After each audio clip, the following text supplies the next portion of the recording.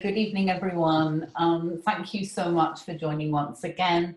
I know some of you will have heard this till you're almost blue in the face now, but today's national picture is not attractive when you look at it in the round. We've seen a doubling, basically, of deaths overnight. We continue to have a number of visitors from London in Rye. And as Anthony pointed out at the last meeting, we're a democracy, there's not much we can do about this, but we do need to be aware that this increases the risk of transmission in Rye. I don't want to be anti-visitor at all. We almost rely on our tourism, but in a situation like this, we need to be realistic. And these people will be going to the very same places that our volunteers are going to. They will be going to the shops.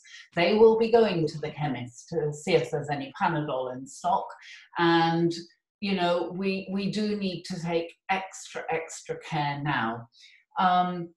Some of the things I've recommended in the past, I can understand if you haven't seen anyone dying in your community yet, nor have you been personally affected by this in terms of a relative. You might think this is really over the top, but I've spent the day looking at the latest advice, the latest scientific advice, which basically shows that the virus for COVID-19 can live for a long time in air conditioning units in hospitals. It can aerosol, which basically means it kind of dries out after you've, say, sneezed it, and it can hang on to clothing for quite some time. So I really want to hammer home the importance of our protocol.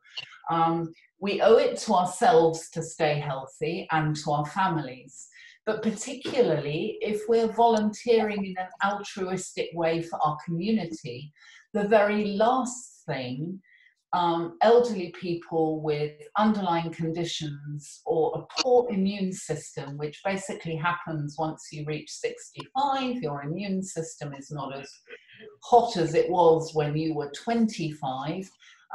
Basically, we're basically signing a death warrant for some of them if we don't adhere to our practice. And so I really want to hammer home the importance of sticking to protocol. That's the first thing. And also to be firm with volunteers that you know are flaunting the rules, if you like. We've had several reports of people just not prepared to take it that seriously because it's not in their face, they don't see it now.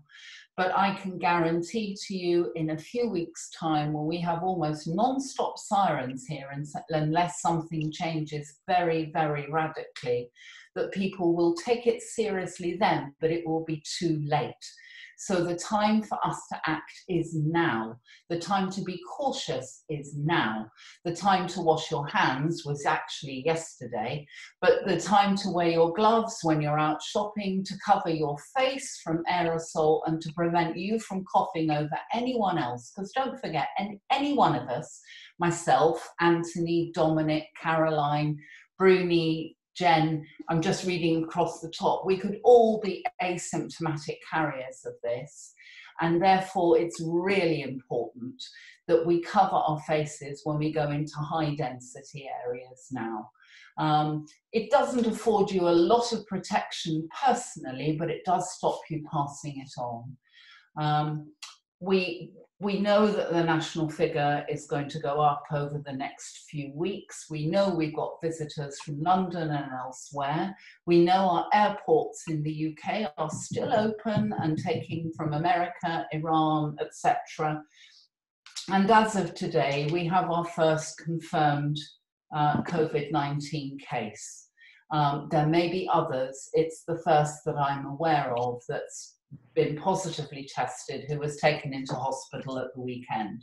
There may well be others, but it's definitely in our community now, and we cannot afford to be slack on the protocol or make exceptions because we're busy or we can't be bothered or just because people aren't signing up to it.